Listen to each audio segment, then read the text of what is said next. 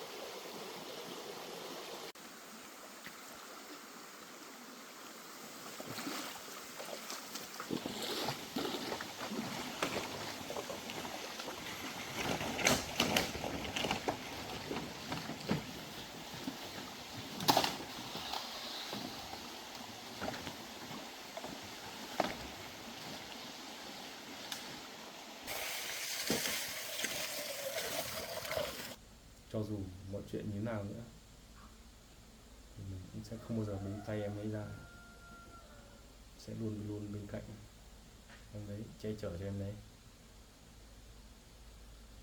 Đến giờ này thì mình sẽ không bao giờ bỏ cuộc nữa. Nhỉ, cái đó là hôm nay tôi lấy lương mà chưa thấy xuống nhỉ, lấy xong rồi cho nó nghỉ việc luôn đi, về đây làm mình cứ đi đi với đằng hợp.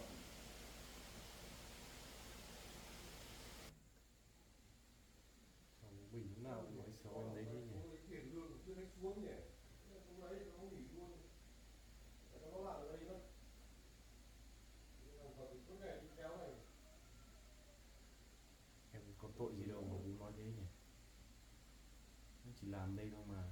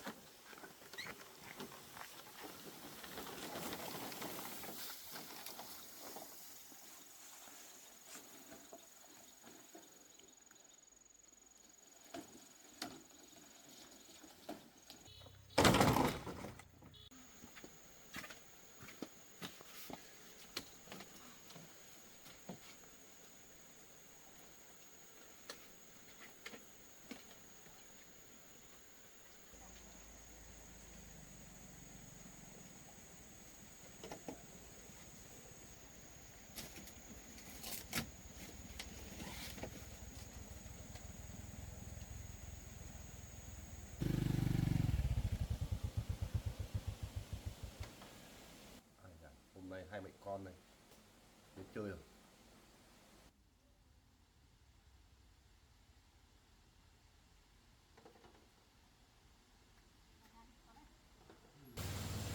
Anh ở nhà. Vâng. Đấy, chào anh ạ. Con đến chơi à? Chào cháu. Chào anh Cảm nhé. ơn nước đi. Mày chắc lặng đường nhỉ?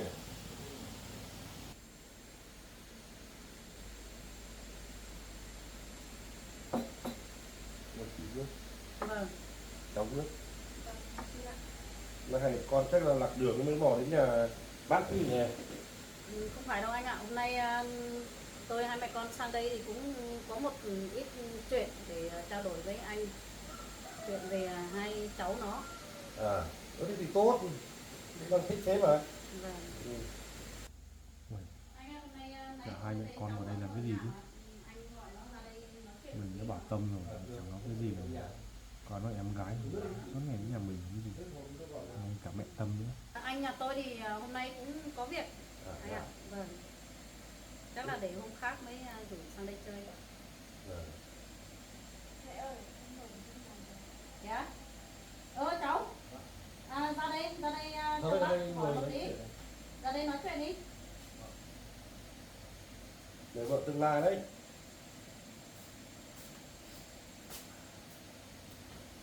Cái thằng thật thì bà chị cũng nhìn thấy rồi nhỉ, thấy mặt chứ. Tôi thì chưa gặp cháu bao giờ đâu, nhưng mà thấy Tâm nó cũng kể nhiều rồi. Vâng. Tay tôi này. Con của anh thì hôm nọ với con gái tôi đi lên trên kia chơi thì về thì con gái cũng kể, với lại con gái cũng cho xem ảnh rồi. Nhưng mà hôm nay thì gặp cháu như thế này thì cháu cũng được đấy. Vâng. Với lại hợp ạ. Hôm qua thì cô với lại Tâm thì cũng sang đây rồi. Bảo sang đây nói chuyện với bác, với anh, với lại cháu, nhưng mà sang đây thì lại không gặp. Hôm nay thì cô lại với Tâm sang đây. Chuyện là thế này, hôm nọ thì cháu với Tâm thì cũng rủ nhau cùng nhau đi chơi được mấy ngày rồi. Thì hôm qua thấy Tâm kể với mẹ là bảo là cháu là thế này thế kia, bảo không muốn theo Tâm nữa. Nhưng mà bây giờ việc nó đã như thế rồi thì cô thì không nghe. Đi như thế này thì mang tiếng con của cô với lại cô nữa, gia đình cô nữa. Nên là bây giờ sang đây nói chuyện với anh với lại Hợp xem như thế nào, ý của Hợp như thế nào. Trong cái chuyện này báo cáo với bà thì tôi cũng đồng ý thôi. Hai đứa đi lại với nhau. Nhưng mà con trai thì nó lại theo ý bố. Đấy, cũng rất là dở bây giờ này. Ý là Hợp bây giờ như thế nào? Cô thì cũng nói thế rồi. Chuyện là chuyện của con trả lời đi. Vâng. Cháu thưa cô, bố em nhé. Thì cái chuyện mà cháu với Tâm lên vùng cao thì chuyến này là chuyến đi công tác của cháu thôi, còn đi tham quan thì không phải đâu. Còn Tâm hôm đấy cháu đi thì cháu không định đưa Tâm đi, mà Tâm lại tự đòi đi. Bây giờ về thì bảo là mang tiếng, do cháu mang tiếng thì cháu nghĩ cũng không phải. Bây giờ hiện tại thì cháu cũng đã có người yêu của cháu rồi, nên là cháu yêu Tâm thì cháu không thể yêu được. Cháu nói thế này thì không được đâu, cô không đồng ý đâu. Bây giờ thì cháu với con gái của cô thì đi chơi như thế này, về thì mang tiếng ra rồi. Bây giờ xem cháu giải quyết kiểu gì cho nó được thôi. Thực ra là cháu với Tâm thì chưa có gì đâu ạ. Hôm đấy lên đấy thì mỗi người ở một nhà thôi, cũng chẳng liên quan đến nhau. Thế con thì bây giờ ý con thì như thế nào? Làm thế này thì mang tiếng cả bố cả mẹ nữa, cả con nữa. Dạ, con cũng nói như nào nữa. Nhưng mà đợt vừa rồi con cùng với một đi thì mình cũng mà là có tình cảm với con, cho nên con mới đi theo mà mẹ. Đấy. Thế lúc con đi thì cũng xin phép cô rồi, với lại bố nó rồi.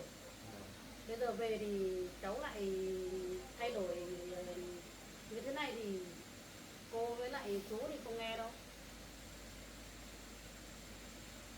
Là mọi chuyện như cô nghĩ đâu. nếu mà chuyến đi công tác của cháu không phải cháu đi tham quan, cháu bảo với Tâm rồi cháu không cho đi, Tâm cũng đòi theo, bảo là cái tiện để đi tham quan lên vùng cao để trải nghiệm, chứ không phải là cháu đưa Tâm đi du lịch. Nếu mà cô mà biết cháu không thích con gái nhà cô ấy thì cô không cho con gái đi cùng cháu đâu. Vâng, cháu biết rồi. Thì cháu cũng bảo rồi, cháu nói với Tâm là cháu không thích Tâm, nhưng đấy cháu có bảo rồi Tâm cứ nói thế. Nó khó rồi đó, khó rồi nghe lời bố đi. Nhưng cô biết Tâm kế Tâm luôn, nhưng cứ phải ra chuyện gì rồi.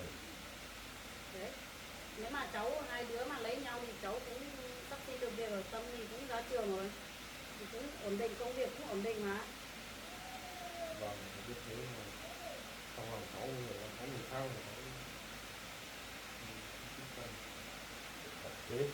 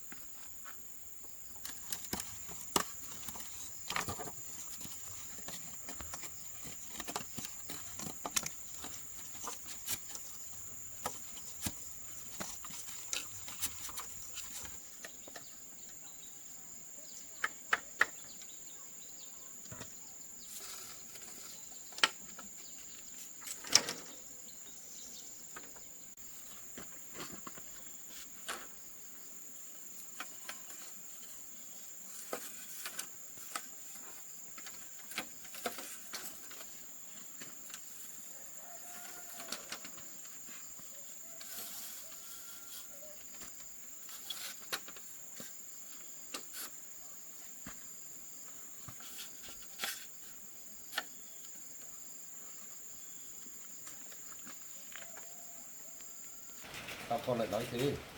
Có cả cô và Tâm ngồi đây con nói thế. Lúc nào cũng nhắc đến cái đứa giúp việc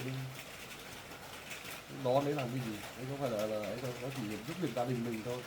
Tâm này nó có học hành thế nên chắc được việc rồi. Cái Tâm thế đấy là đúng chứ. Đấy anh ạ, với lại cháu Hợp ạ, bố cháu nói như thế này là đúng ấy. Bây giờ thì bố cháu với lại cô thì cũng muốn tán thành cho cháu hai đứa kết duyên với nhau. Vâng. Bởi vì cháu hai đứa thì cũng công ăn việc làm thì cũng sắp ổn định rồi. Còn sau này thì hai vợ chồng mà kết duyên với nhau thì hai vợ chồng cháu với lại Tâm thì cũng sẽ ổn. Cháu biết thế là được rồi, mà cháu không xin phép bố cô Tâm cũng đang đây, cháu cũng nói thẳng câu này. Thực ra thì cháu với Tâm cháu lại có chút tình cảm nào với Tâm cả. Mặc dù bây giờ sau này cháu có lấy vợ, cháu nghèo hay là như thế nào nữa thì không quan trọng. Bây giờ cháu chỉ cần cháu đến được với người yêu cháu là được rồi. Với Tâm thì cháu không có một chút tình cảm nào. Thì trước đây cháu cũng bảo Tâm đợt đi Bên cao cháu nói thẳng với Tâm rồi, nó bảo Tâm là cháu chỉ coi Tâm là em gái thôi mà Tâm về cũng nhất quyết phải theo cháu. Từ làm qua cũng làm cháu cũng rất là đau đầu, mệt mỏi. cháu nói thế thì Chịu rồi, họ bảo phải nói thế thì nó chịu rồi. Bố cũng chịu rồi. Bố những người nó học hành đến nơi tốn mà con lại cả nghe bữa bố. Con biết là bố muốn tốt cho con rồi nhưng mà đối tượng những người con lại không thích. Tốt cho con thôi, sau này Cái việc vợ chồng lấy chồng lấy vợ là việc của con, sau này không lấy ai là chuyện của con, cái việc bố mình đi tìm đây nữa làm cái này khó xử nhau lắm. việc bố giới thiệu thôi chứ không phải là bố ép con, nhưng mà con cũng phải nghe theo bố chứ.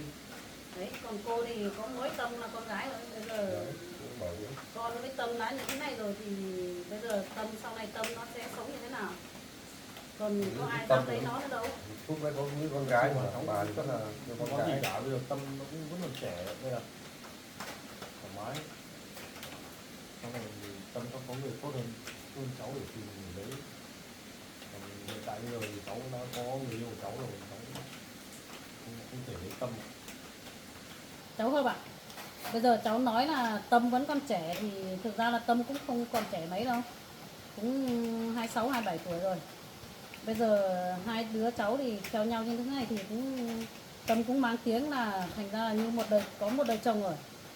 Làm như thế này thì mang tiếng cho cô thì đi làm ở cơ quan thì bạn bè, anh em, đồng nghiệp thì ai cũng nói cô thế này thế kia, bảo con gái mình là người có ăn có học mà có con gái như thế này thế kia, đi theo trai thế này thế kia thì cô cũng xấu hổ lắm. Nên là cháu xem như thế nào thì với Tâm thì nếu mà được nên duyên với nhau thì càng tốt. Con ạ, cái cô nói thì cũng đúng đấy. Thì cô thì nhắc nhở đấy cũng đúng, bởi vì con gái của cô thì cũng học hành đến đây trốn rồi. Bà cũng nhất trí thôi, cái này nếu mà tháng thì nếu mà không có cái gì thay đổi thì tôi sẽ hai đứa nó thích nhau thì tôi sẽ tổ chức làm cái lễ luôn đấy.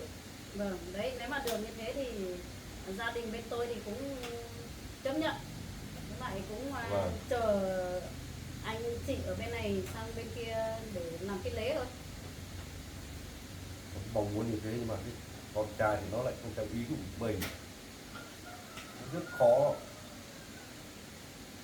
Trong cái tháng này nó cứ để chuyện đấy mà nó tốt thì tôi sẽ sang cái chuyện với bà nhé. Vâng. Đấy, anh Hợp ạ. Bây giờ bố mẹ hai bên đều đã nói như thế rồi, bây giờ em có đồng ý không ạ? Tâm ạ, cô với bố ấy ạ. Bây giờ cho dù bố mẹ bố với cô có ép con thế nào thì con cũng nhất quyết không yêu Tâm đâu ạ. Anh Hợp ơi, em cũng muốn nói chuyện với anh ấy rằng là em cũng biết là trước kia anh cũng yêu chị đó, nhưng mà bây giờ em cũng muốn được anh dành tình cảm cho em ấy, cho nên là chuyện đấy em không quan tâm nữa, em sẽ bỏ qua cho anh mà.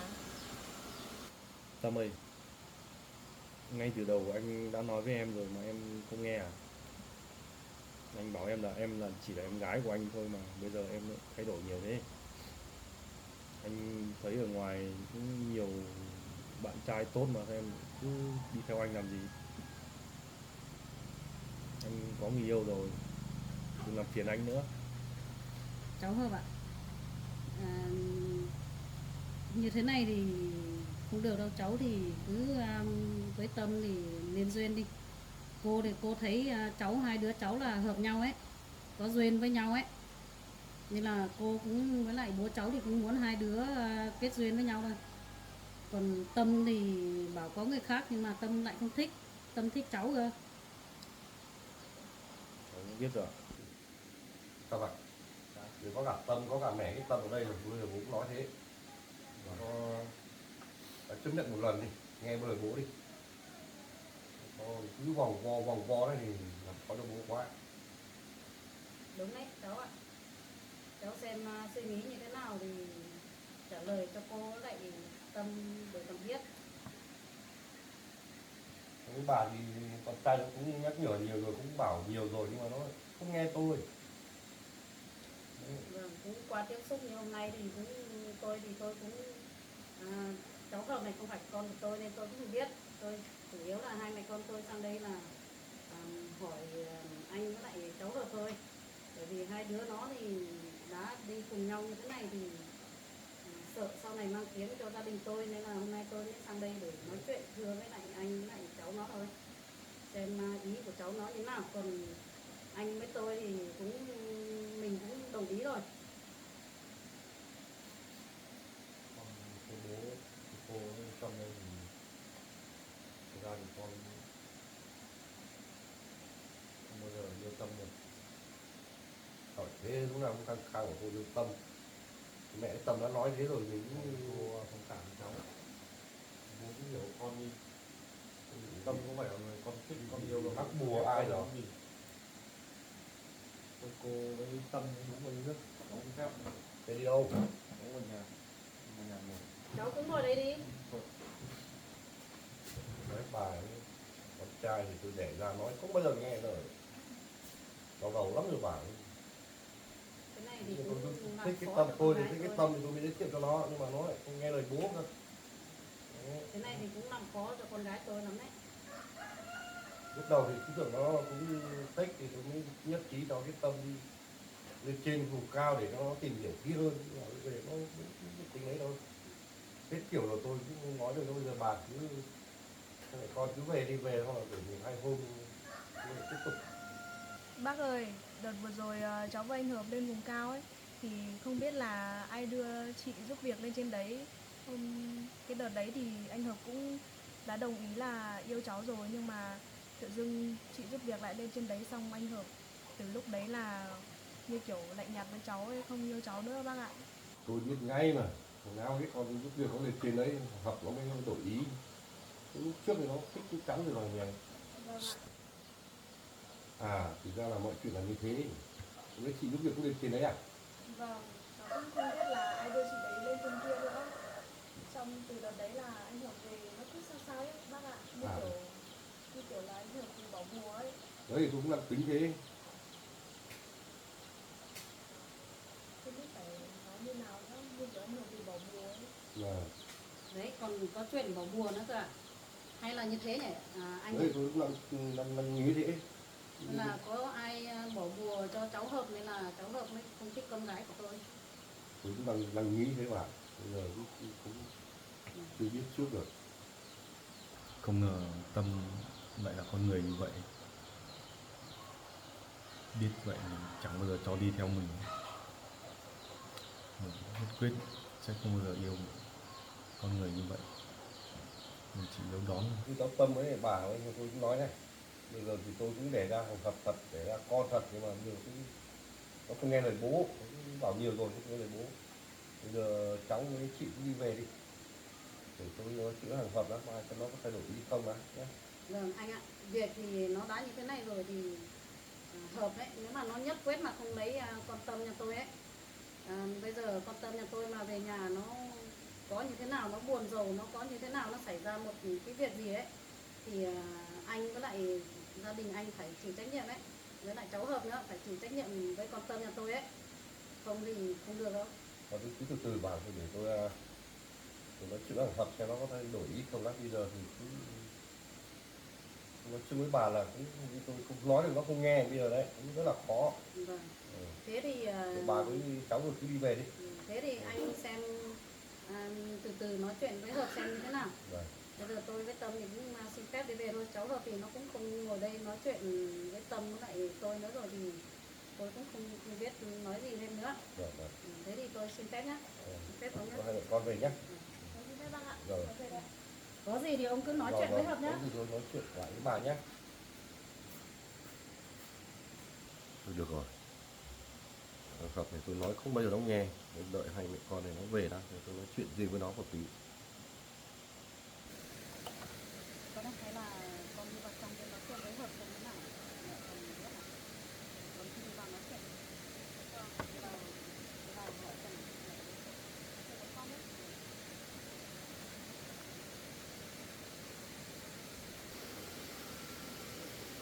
hợp mà chúng lấy con Tâm nhà tôi á, làm mất mặt gia đình nhà tôi á, sau này tôi sẽ làm ra việc ấy.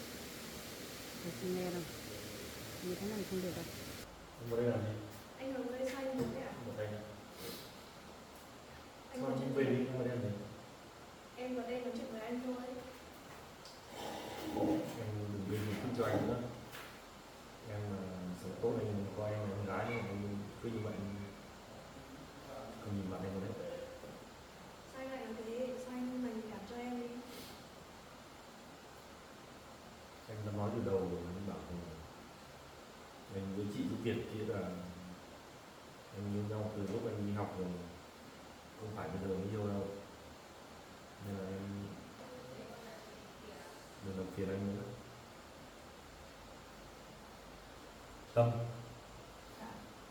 sao cái chuyến đi vừa rồi anh thấy chẳng có gì mà em về nhà sao có nhiều chuyện đấy?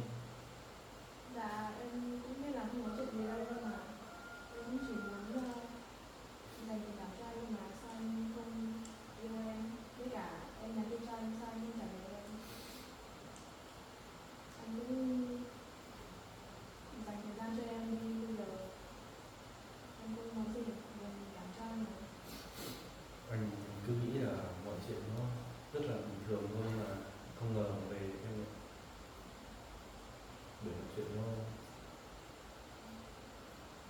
2 tiếng như vậy. Anh rất là không muốn gây thêm mối hiểu lầm với cho người yêu anh. Bây giờ em làm này mọi chuyện đi quá xa rồi.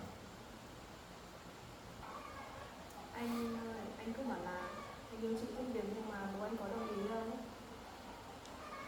Không đồng ý mà anh đồng ý được rồi, thôi em đi về đi, không ở đây nữa, đừng ở nhà anh nữa, anh không muốn gặp em nữa. Hai đứa này nói chuyện với nhau lâu này chắc khổ này.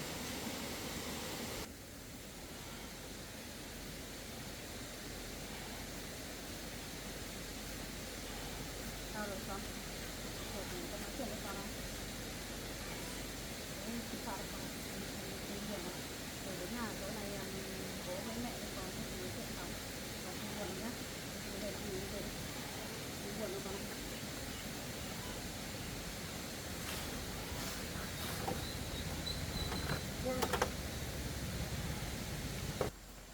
Đi về đi con.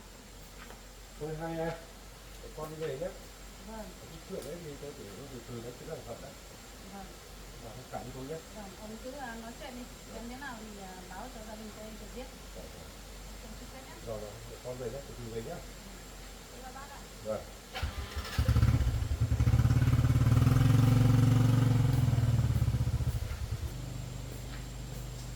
Ôi giời ơi, học này làm cho tôi mất mặt quá. Không biết nói chuyện kiểu gì bây giờ, gặp gia đình kia.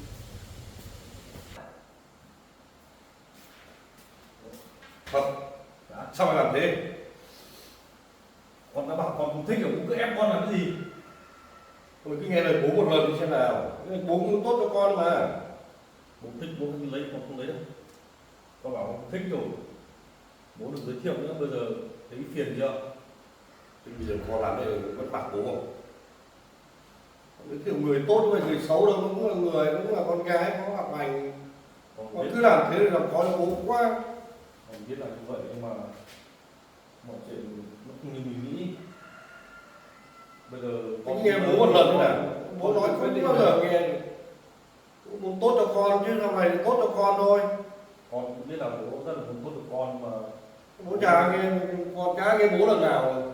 Cứ cái bố thôi chứ bố khó nghĩ thật đấy. mọi chuyện mình muốn nghĩ. Bây giờ con lớn rồi, con cái việc lấy vợ rồi con tự quyết định được. Vợ thì phải là cái người nó có học hành đàng hoàng, chứ bố nói từ trước rồi con không nghe bố. Mất mặt bố nhưng giới thiệu cho người, giới thiệu rồi bây giờ hai mẹ con ra đến đây. Sao lại có chuyện gì nó lại bắt mình phải chịu trách nhiệm cái khổ không? Nhưng mà con với Tâm không có gì sao lại bắt con chịu nhiệm làm gì cái Đấy, con bà ấy vừa mới nói xong rồi đi về đây. con chưa có cuộc gặp nói chuyện nào, có một chuyến đi lên vùng cao bây giờ cứ bảo vùng cao thôi. Con với Tâm có chuyện nó mang tay tiếng mà chắc chuyện này Tâm tự dựng tự nói lên, còn không liên quan. Cái toán thì bố hôm nay cũng cho nghỉ rồi, ngày mai nó bố trả tiền cho nó xong rồi không cho nó về cái nhà này nữa. Không có lời bác ấy nghỉ nhà mình có ai làm việc đâu. Thôi cho nghỉ luôn đi, không cho làm ở đây nữa. Ui, con nói chuyện bố lên.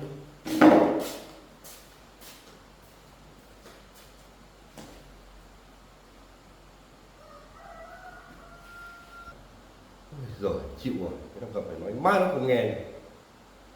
Nếu mà cái nhà bên kia nó làm việc không biết nói chuyện kiểu gì đấy. Ôi rồi đầu đầu thật, biết tên lúc đầu mình không giới thiệu. Khó cho mình.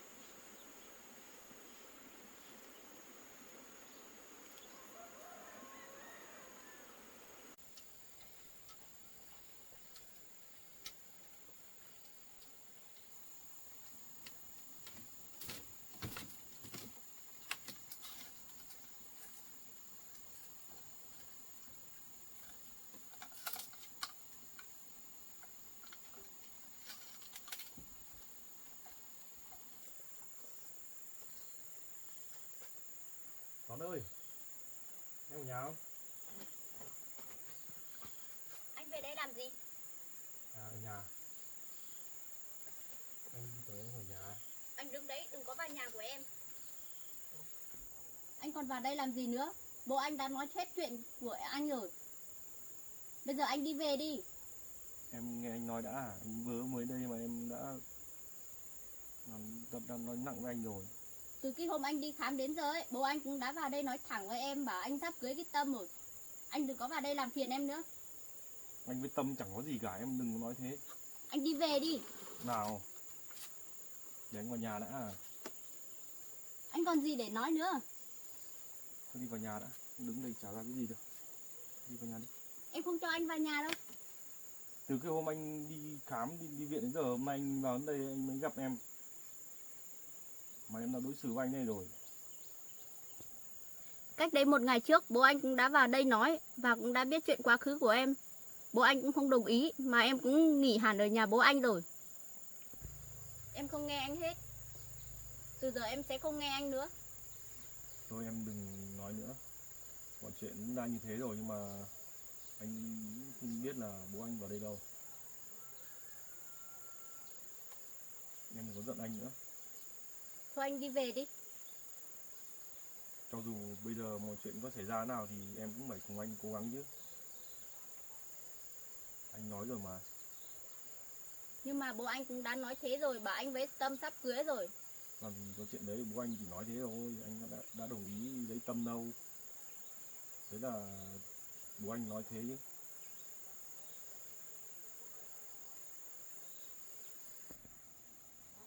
Cũng chỉ vì chuyện này mà anh bị ốm đấy. Anh suy nghĩ nhiều quá. Thôi em vào nhà ngồi đi, đến vào trong nhà ngồi. Không cho vào nhà gì hết. Anh đi về đi. Sao em lại đối xử với anh như thế? Anh đã làm gì sai đâu. Thôi đi vào đi. Thế hôm nay sửa nhà. Vâng, em làm nốt cái phên này. Sắp đến mùa đông rồi. Thế vào nhà đi. Vào nhà mình ngồi nói chuyện. Chưa anh chưa vào nhà ở đây em đã đuổi anh rồi. Buồn thật đấy. Thế anh vào đây ngồi đi. Em cũng không hiểu là bố anh vào đây nói gì với em mà em lại giận anh như thế.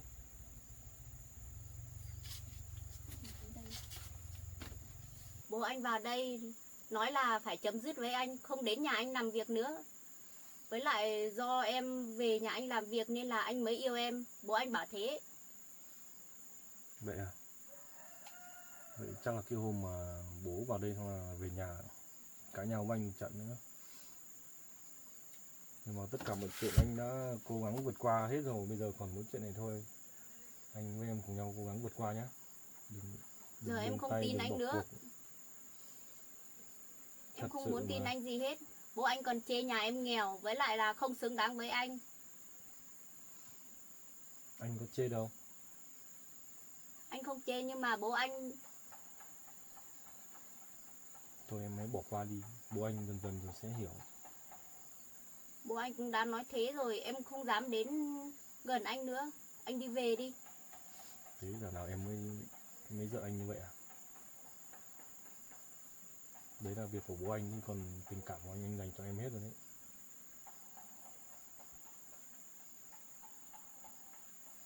Rồi còn mẹ anh nữa, mẹ anh còn chưa về. Bố cứ gắn ghép anh với cái Tâm. Anh thấy mệt mỏi lắm rồi. Mấy hôm nay thấy còn ép căng hơn nữa. Hình như là biết chuyện em có gia đình rồi nên là bố anh càng nói căng nữa.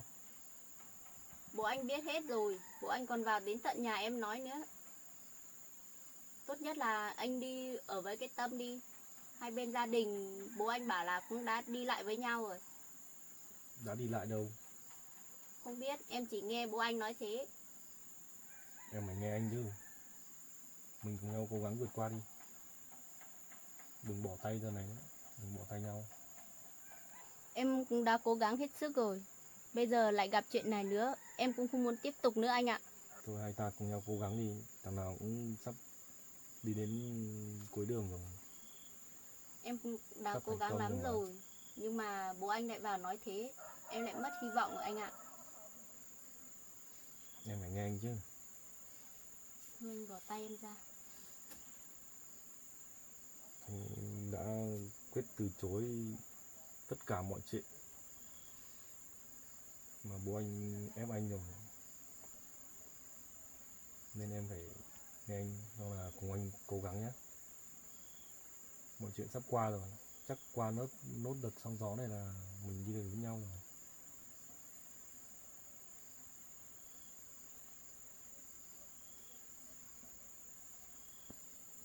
Em cũng rất là sợ bố anh. Em không muốn hai bố con anh phải khó xử vì nhau nữa. Tốt nhất là anh nên yêu cái Tâm đi, để bố anh vui lòng. Em chỉ là một người đã có chồng không xứng đáng với anh đâu anh ạ. Em cũng đã có một đời chồng rồi. Tốt nhất là anh đi tìm người khác để yêu đi.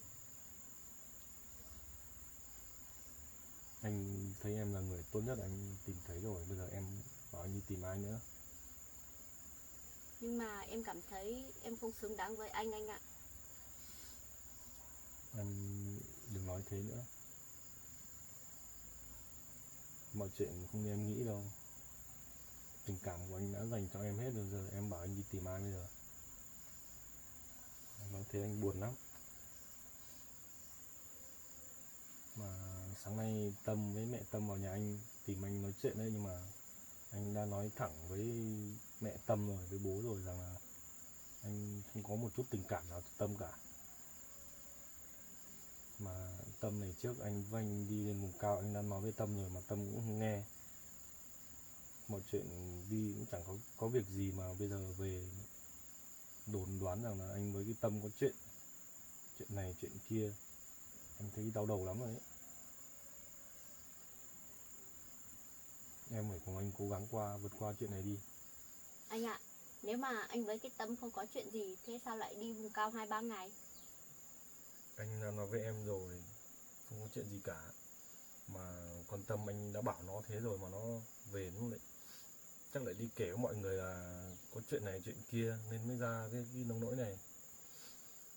Mà thôi, bây giờ em không tin anh nữa. Anh đi về đi, không tí bố anh lại vào nhà em lại nói em, làm ảnh hưởng đến cuộc sống của em. Không sao đâu. Một chuyện anh cũng đã nói với bố rồi, là anh chỉ yêu em thôi, anh không bao giờ thích Tâm. Nên là em đừng đối xử với anh như thế. Giờ về nhà bố anh cũng nói với anh, nói nặng lời với anh, mà vào đây em cũng nói như vậy, anh buồn lắm. Anh chẳng biết phải làm sao nữa. Thế em bây giờ anh nên phải làm gì? Nghe theo bố anh à? Hay là nghe theo con tim của anh? Anh ạ, em biết là anh rất là khó xử, em cũng rất là thương anh. Nhưng mà anh cứ từ từ đã, em còn suy nghĩ nữa. Anh biết rồi. Tất cả mọi chuyện cũng đều là do bố anh. Cứ gán ghép anh từ đầu, anh bảo là không thích rồi, bố cứ giới thiệu cho anh, bây giờ mọi chuyện xảy ra đến nông nỗi này. Mọi chuyện anh nghĩ đơn giản thôi, anh nói với Tâm là thấy đơn giản thôi, về sau nó về nó lại mách mẹ nó lên vào tận nhà anh tìm anh nữa. Mà mọi chuyện có như cái Tâm nói đâu. Hay là bây giờ anh cứ về đi.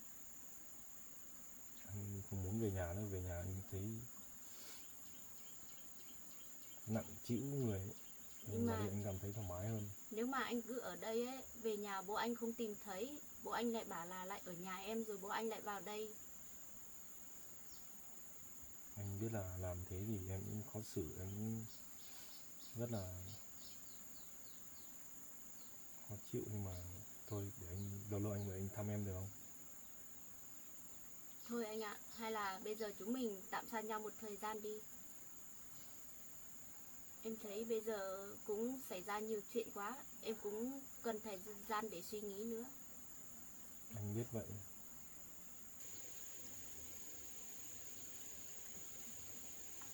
Em à, hay là nào bố anh cũng cho em nghỉ với anh rồi, còn tiền lương đấy em chiều em qua lấy đi. Nào bây giờ bố anh cũng nằm nhà. Lúc nào có thời gian thì em đi lấy cũng được anh ạ. Hay là bây giờ anh đưa em đi theo vào nhà anh lấy tiền nhé. Dạ thôi, nếu mà bố anh nhìn thấy ấy, thì bố anh lại giận, bố anh lại đang ghét em nữa. Lúc nào em đi lấy cũng được. Vậy cũng được. Mà cái chuyện mà em đi lấy lại mảnh đất ở nhà bác em đã nói chuyện với bác chưa? Hôm qua em cũng đã xuống hỏi bác trai rồi, nhưng mà bác cũng không cho anh ạ. Không cho à? Bác còn thách em đi báo chính quyền nữa. Thế bây giờ về em đi báo chính quyền thôi, báo chính quyền trước bảo họ đi xuống giải quyết cho mình. Vâng, chắc em phải làm bảo ai đó viết cái đơn mới được. Hay là anh viết hộ em cái đơn đi. Đơn để anh về nhà anh xem, anh nghiên cứu anh viết kiểu gì đã, xong là anh viết cho em. Em cũng rất muốn anh giúp em lấy lại cái mảnh ruộng đấy, nhưng mà bây giờ cũng muộn rồi, hay là anh đi về đi. Thì bố anh lại vào đây lại nói em. Em không muốn vì em mà hai bố con anh lại xích mích với nhau anh ạ. Thôi không sao đâu, chuyện này có sao đâu, anh chỉ hộ em thôi. Thôi em để anh hộ em đi. Thôi anh bỏ tay em ra. Chuyện đấy anh đi học về anh sành hơn em nhá. Vâng, thế thì anh cứ hộ em viết cái đơn đi. Nhưng mà anh đi về đi, anh đừng có ở đây lâu nữa. Thôi không sao đâu mà, nhưng mà em đang sửa nhà sửa xong chưa? Còn 1-2 chỗ nữa em chưa buộc xong thì em buộc nốt anh ạ. Thế để anh hộ em nhé. Dạ thôi ạ, em khắc buộc được rồi. Thế hôm nay em định đi làm gì? Tí làm xong nhà ấy. Em cũng chưa biết được. Làm gì để anh hộ làm, rồi về nhà em buồn quá, chán lắm, em không muốn về nhà. Cũng chẳng có gì mấy đâu anh ạ. Chắc là nghỉ việc ở nhà anh rồi thì em đi tìm kiếm chỗ khác để làm. Mẹ à? Thế thì buồn quá nhỉ, từ giờ anh lại không được gặp em rồi. Thôi anh đừng có nói thế nữa. Mà em ơi, Dạ. sau đợt này lấy lương thì em nên mua một cái điện thoại đi, để anh tiện liên lạc với em, không bây giờ anh nhớ em mà anh cần phải vào đây tìm em ấy. À, anh nhắc đến cái điện thoại em mới nhớ. Hôm qua em đi trên đường em nhặt được một cái điện thoại anh ạ. Vậy á? Đây này. Không biết của ai còn Thế hết của ai? pin nữa. Em nhặt đâu? Em nhặt ở trên đường ạ. Thôi của rơi, tốt nhất là mình nên trả cho họ đi. Vâng, em cũng đã đi hỏi một vài người rồi nhưng mà họ bảo là không phải điện thoại của họ.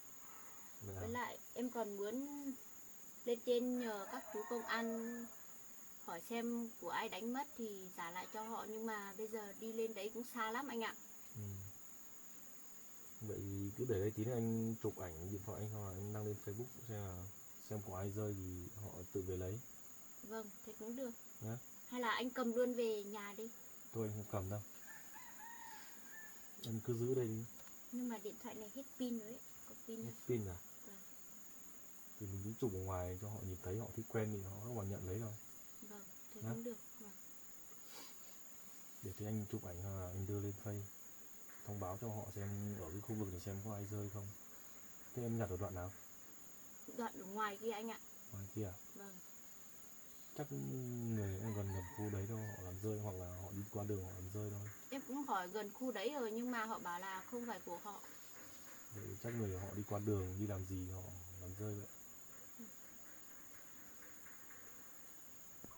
Em ạ, nhặt được của rơi đen lắm, tốt nhất là trả cho họ, mình không nên dùng. Vâng. Nhưng mà sau đợt lương này thì em cũng nên mua một cái đi, anh thấy điện thoại giờ cũng rẻ tiền mà nhá. Vâng, cái đấy để em suy nghĩ đã. Mà cái điện thoại này rơi trên đường ấy, nếu mà em không nhặt thì người khác cũng nhặt anh ạ. Nên là em nhặt về, nếu mà ai đến lấy thì em cũng cho họ thôi. Thế Chứ em không giữ để làm gì đâu. được rồi. Thế sang tuần nếu mà có chợ thì anh đưa em đi mua điện thoại nhé. Anh ạ, em thấy cái điện thoại thì đối với em cũng chưa cần thiết mấy. Với Dạ. lại bây giờ nếu mà lấy tiền ở nhà bố anh về, em định tu sửa lại cái nhà nữa. Với lại làm thêm cái trái ra ngoài để bàn uống nước các kiểu anh ạ. Thế cũng được. Mà anh thấy nhà em tạm bợ quá, chả biết bao giờ mới làm được nhà cho em cho nó khang trang nữa. Cứ ở thôi anh ạ. Em này, Dạ. mình cùng nhau cố gắng vượt qua chuyện này nhé. Bây giờ cũng muộn rồi, anh đi về đi. Thôi để anh ở đây nói chuyện này một lúc đã.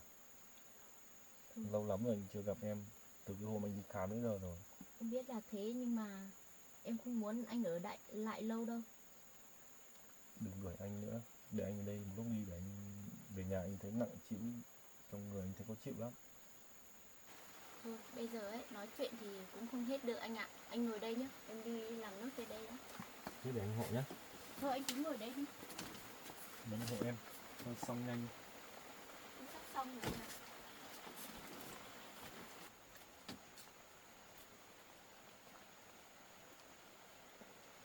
Anh bỏ em ra đi. Em đang xem em buộc mà. Em buộc xong rồi đấy. Thôi anh đi về đi. Giờ cũng muộn rồi. Em đã xong đâu. Nó buộc xong đâu, chắc chưa? Xong rồi anh ạ, chắc lắm. Em nghĩ là được rồi. Mai lấy cây trống ra đây là được rồi. Ừ. Chắc cắn chết rồi đấy. Cắn thì em tự đi chặt cây à? Đây, Có mệt lắm không? cũng bình thường thôi anh ạ. Đấy. Vậy thì giờ không phải lo lắng gì nữa rồi luôn. Vâng, em làm được cái này xong là mùa đông về là đỡ phải lạnh nữa. Ừ.